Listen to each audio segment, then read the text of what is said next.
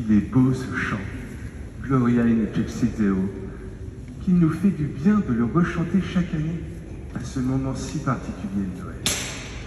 Gloire à Dieu, un moment privilégié pour penser à lui, pour se remémorer tout ce qu'il nous a promis, toute sa belle histoire. Et encore mieux, paix sur terre aux hommes qu'il aime.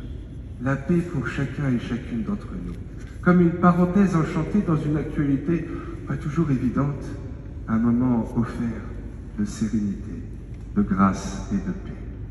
Un moment si particulier que je crois qu'aujourd'hui c'est la fête religieuse la plus fêtée à travers le monde. Certainement une fête, un moment si particulier qu'il a tant marqué l'histoire que même dans la Bible, il me semble que c'est le seul moment où on voit que ciel et terre se réjouissent ensemble pour l'événement. Les anges et le peuple, nous tous, heureux de partager cette euphorie, cette grâce si particulière. Alors, qu'est-ce que vient donc nous offrir le Seigneur en cette nuit sainte, si ce n'est peut-être le plus beau de ses projets, pour que ce soit une fête aussi connue et reconnue par les temps, par le monde entier? Qu'est-ce donc que le plus beau de ses projets, lui qui vient nous offrir de comprendre ce qu'est ce mystère de la Nativité, lui qui vient habiter notre réalité, Emmanuel, Dieu avec nous, Dieu à nos côtés. C'est ça que j'aime à Noël. Il y a presque une double grâce, celle de la féerie du moment et celle de comprendre chaque année peut-être un petit peu mieux ce mystère de Dieu qui se fait présent à nos côtés. Alors déjà la grâce du moment, chose que je crois nous partageons tous, que nous soyons chrétiens pratiquants ou un peu moins, un moment si particulier, une nuit où on aimerait qu'il y ait la paix par-delà le monde entier, un moment vraiment singulier où il y a comme une féerie, une magie, on a envie de se laisser porter, ça nous est comme plus facile de croire pour juste vivre de cette joie, de cette paix partagée. Et combien il doit être difficile pour ceux qui justement se sentent privés de cet émerveillement, de ne pouvoir vivre toute la grâce. Juste avant, on était avec les enfants et je peux vous dire que eux, l'esprit de Noël, il se lit dans leurs yeux par l'éclat qu'on y voit.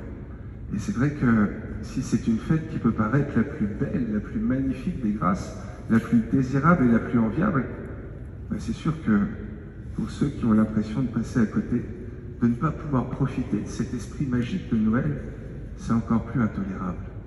Mais alors, est-ce que notre Dieu d'amour, celui qu'on appelle notre Père, pourrait laisser quelques-uns passer à côté de cette grâce magnifique qu'est Noël?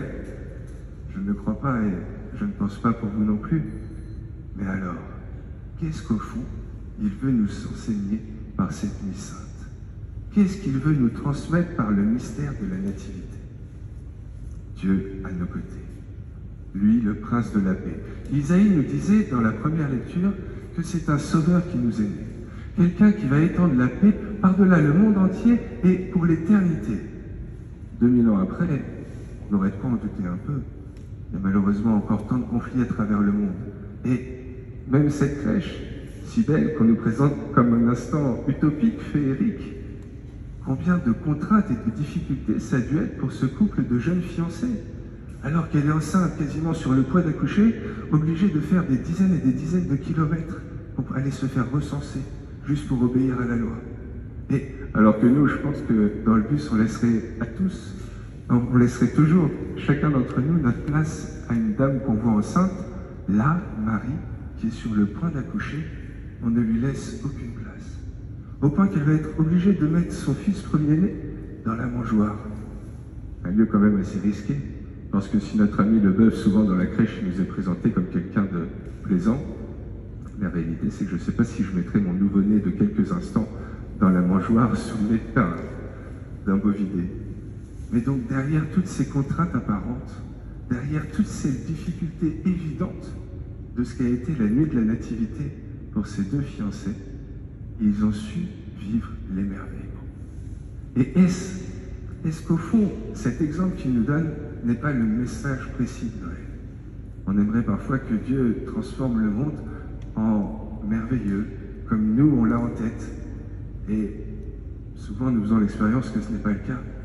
Mais peut-être que ce qu'il nous enseigne à Noël, c'est qu'il ne le transforme pas comme ça, mais qu'il nous promet de venir l'habiter à nos côtés pour rendre ce qu'on vit merveilleux. Je crois que c'est toute l'histoire de la Bible, toutes les histoires qui nous sont racontées dans la Bible, et certainement encore plus les textes que nous avons entendus ce soir. Dieu ne vient pas changer le monde comme ça, mais il vient le transcender, l'illuminer en étant à nos côtés. Et je crois que c'est aussi l'exemple de 2000 ans de tradition. Les grands saints, mais aussi nos anciens, ces saints anonymes qui n'ont pas toujours eu des vies faciles et qui pourtant ont essayé de la vivre dans la confiance de Dieu et du merveilleux qu'ils mettaient dans leur vie, et c'est ça qui leur donnait cette paix, cette sérénité sans pareil. Mais peut-être que dans l'exemple de l'Esprit de Noël, de ce Dieu qui vient se rendre présent gratuitement à nos côtés pour illuminer, transcender notre réalité, nous sommes encore les meilleurs exemples. Après tout, à Noël, n'est-ce pas un moment où chacun nous essayons particulièrement d'ouvrir nos cœurs pour vivre toutes ces joies à partager, ces cadeaux à échanger, ces plaisirs de se retrouver? Mais au-delà des cadeaux, au-delà des retrouvailles, ce qui nous est donné, cette joie profonde, cette paix, elle ne dépend pas de nous. Ce n'est pas l'anniversaire de l'un d'entre nous qui nous a fait nous retrouver ce soir pour célébrer. C'est un événement qui nous a juste été donné, gracieusement, pour notre bien à tous. C'est ça Noël. Dieu qui nous offre ce petit plus, qui si on sait l'accueillir, si on sait le recevoir, peut transcender, ou juste en tout cas déjà enchanter notre réalité. Et peut-être qu'en ça, pour nous, notre seul enjeu à Noël, c'est juste d'honorer ce qui nous est proposé, recevoir Dieu, pour que notre réalité, il la transforme en mieux. La prière de ce matin dans le bréviaire, elle se finissait par cette demande à Jésus qui disait « Toi qui es né pour dire aux hommes ta bonne nouvelle, donne-nous assez de confiance pour l'accueillir. » Je crois que cette phrase résume tout ce à quoi on est appelé à Noël. Jésus, il est venu quoi? Nous dire que la vie est une bonne nouvelle. Il est venu nous rappeler à chacun que nous sommes des bonnes nouvelles. Parce que nous sommes création de Dieu, donc forcément bonne, et encore plus depuis 2000 ans, parce que nous savons qu'il est là, à nos côtés, quelle que soit notre réalité. Dieu avec nous, Dieu Emmanuel. Et face à cela, que faire d'autre donc peut-être comme Marie, comme Joseph, comme les bergers, savoir juste accueillir, recevoir cette grâce qui nous est donnée, ressentir quelle que soit la réalité de nos vies, malgré tout, qu'elle a du prix, qu'elle a du goût, parce qu'il est là, avec nous. Eh bien, puissions-nous peut-être juste ouvrir nos cœurs en cette nuit sainte pour recevoir tout ce que veut nous partager le Seigneur, et qu'en cette fête de la Nativité, chacun nous ressentions cette grâce qu'il nous fait d'être à jamais à nos côtés.